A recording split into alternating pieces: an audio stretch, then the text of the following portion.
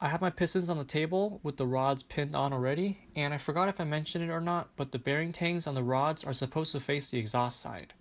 So make sure you don't get that switched up. Now, I also have the correct set of piston rings for the cylinder that's all labeled, so we are ready to put the rings on and clock them according to Wiseco's recommendation. I'm using a piston ring spreader tool, and it makes things a whole lot easier, plus you won't risk scratching up the surface of the piston, so I highly recommend getting this tool. It doesn't really cost that much. You can get it on Amazon or any hardware store. And with the rings on and clocked to the correct position, you'll now want to put the rod bearings on. So you want to follow the same instructions as with the main bearings and go ahead and clean out both the bearing cap and the bearing with some brake cleaner and a lint-free towel or coffee filter, and then make sure it's dry and clean. And after that, I smeared a good amount of oil on the cylinder walls, as well as squirted some oils on the piston ring and the piston ring compressor tool. Then I proceeded to tighten the tool down, and that compresses the piston ring so you'll be able to push the piston into the bore. Now, when you push the piston rings in, you want to make sure you're using something soft. I'm using the back handle of the engine stand, as there's a rubber pad on the back so it won't scratch up the pistons. You want to use anything rubber, plastic, or wooden, and the piston should slide in with very gentle taps, and it shouldn't have that much resistance. Now, if the rings do pop out in between the compressor tool and the block, then it's going to get stuck, and then you'll have to pull it out and recompress it. So since pistons 1 and 4 are at its lowest position on the crankshaft, I went ahead and put those pistons in first and measured the rod clearance. Then after that, I switched to cylinders 2 and 3 after rotating the crankshaft 180 degrees, and then I finished up with those two. Now, I'm showing in more detail on how exactly to use a plasti gauge, and with these rod bolts, the torque specs is 55 foot-pounds, and that's with 30-weight engine oil on the threads.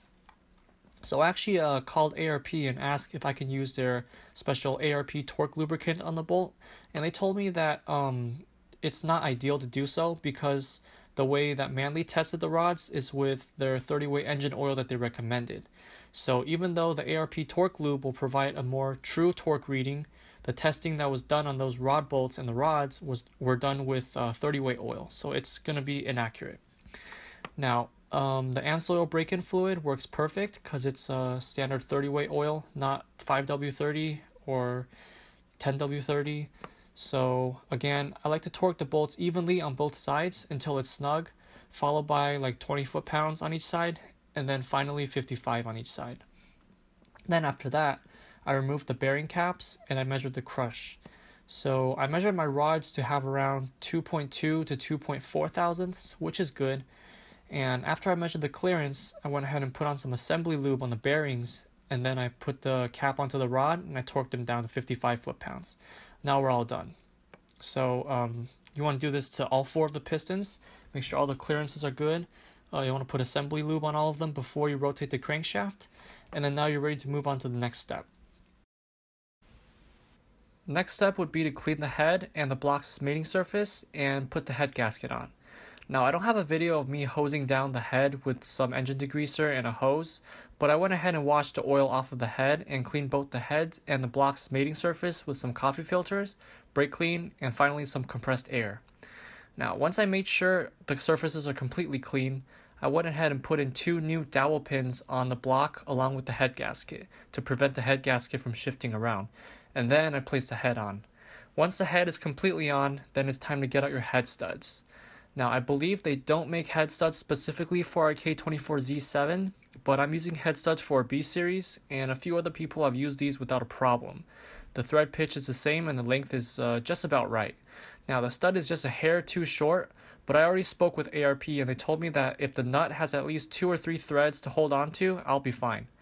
And now you're going to need a 3/16 inch Allen key or a socket, along with a 1/2 inch 12-point socket. Now, you could use a 13mm, but it's not going to be a tight fit, and you might end up stripping the nut, so it's better safe than sorry, and just go to Home Depot and buy that one socket that you probably never need for the rest of your life. Now, the side with the Allen slot is supposed to be facing upwards towards you, while the side with more threads is supposed to go into the block. Now, this is not required, but I used blue thread locker on the threads that go into the block, and just because I prefer to use Loctite. If you do use Loctite, you want to make sure to torque down the nuts on the top before the Loctite has a chance to cure. That way you'll get a correct torque reading. Now, the studs going into the block are supposed to be only hand tight. You don't want to torque them down.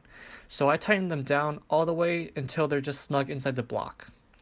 And my camera ran out of power, so I didn't actually capture the part where I put the nuts on, but you're supposed to use ARP special torque lubricant on the nuts and the washers. Now, the purpose of this is to reduce the friction and get an accurate clamping force. So I smeared the torque lubricant on both sides of the washer, I placed it on, and then I put the ARP torque lubricant inside of the nut threads and hand tightened them on. Then I followed this pattern to torque down the bolts. So I started by hand tightening the bolts until they were snug, and then I torqued them in 3 increments, starting with 25 foot-pounds, and then 50, and then finally to 80 foot-pounds. And then I double-checked to make sure all the bolts are torqued down to 80 foot-pounds. Now we are ready to flip the engine around and install the baffle plate along with the oil pump. And again, I do not have a footage of me installing the oil pump or the baffle plate, but you kind of want to install them the same way you took them off. The 10mm bolts are torqued down to 9 foot-pounds, the 12mm bolts are 16, and the 14 is 33. Now that we have the oil pump on, we're going to start with the oil pump chain along with the tensioner. So looking at the chain, you'll see that one end has 1 gold link while the other end has 2.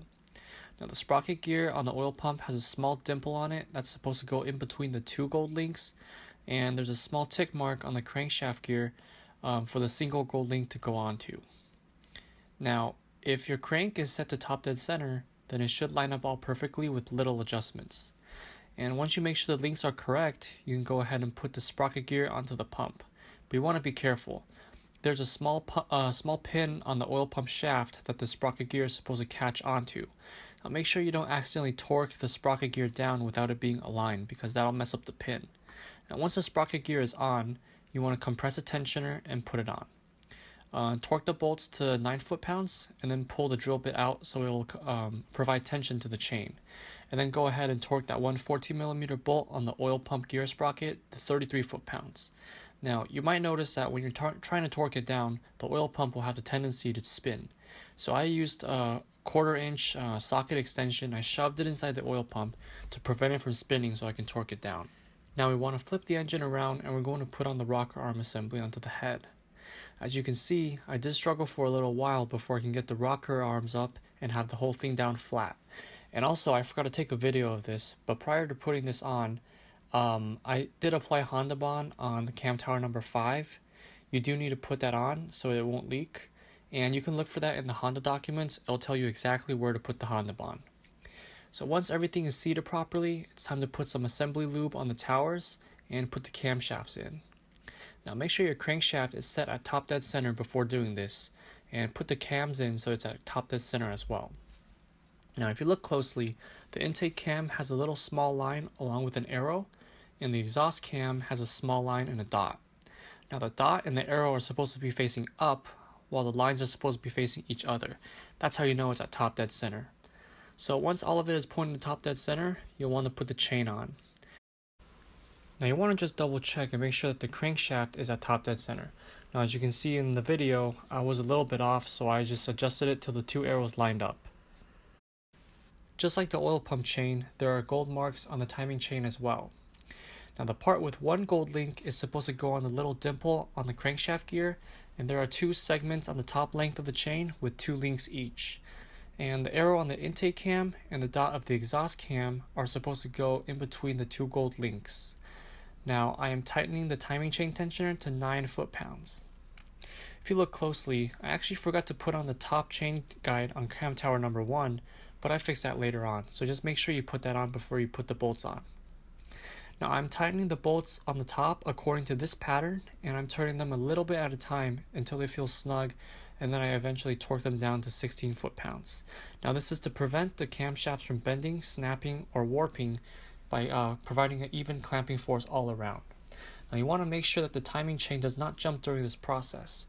If it jumps, you're going to have to retime it again, otherwise your valves are going to hit your piston or you're going to blow your engine. So after you have the bolts torqued down, you can go ahead and pull the pin off the tensioner and spin the crankshaft. Now the engine is properly timed. and we're going to have to put the timing chain cover on. Now I don't have a video of me putting the timing chain cover on, or the oil pan, or the valve cover because it's very straightforward and all the instructions are on the document I'll be posting in the description. After you do that, we are done with the build. Now notice how I didn't put the spark plugs in yet. Don't put them in until the very end, and I'll explain more in the next video, which will talk about the first start of the engine as well as the break-in process. Stay tuned.